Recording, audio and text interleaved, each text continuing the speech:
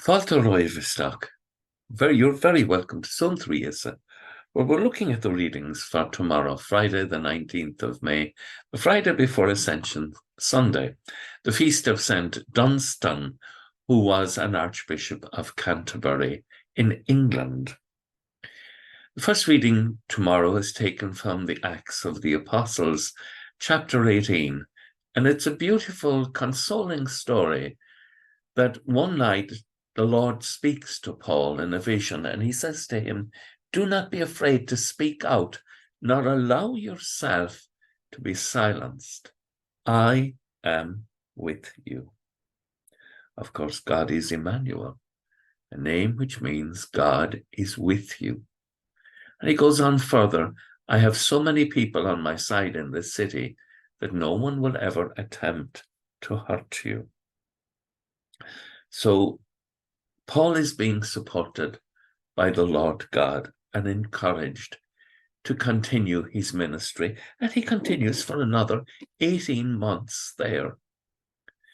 And then there's a case taken against the Christians by the Jews in the community, and the local magistrate, Gallio, or governor, refuses to take any notice of it and just dismisses the case completely.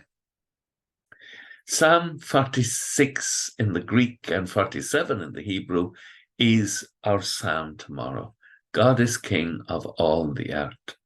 All people clap your hands in joy and in giving glory to God. The Gospel continues the theme of the Holy Spirit helping us in times of trouble. And Jesus is about, again, he's speaking at the Last Supper, and he's about to go out and lay down his life. And he compares the sadness. He says, "You will be weeping and wailing, while the world will rejoice. You will be sorrowful, but your sorrow will turn to joy." And he uses this beautiful analogy. A woman in childbirth suffers because her time has come.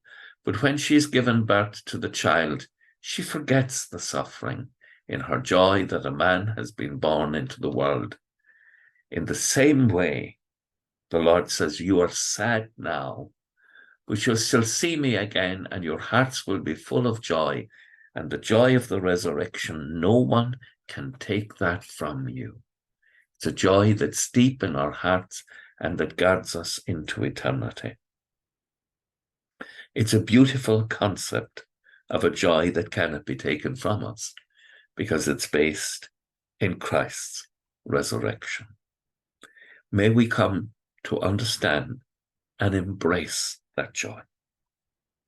With thoughts such as these, let us go to our beds and let us pray that we shall indeed awaken in the morning with the praise of God on our hearts and on our lips.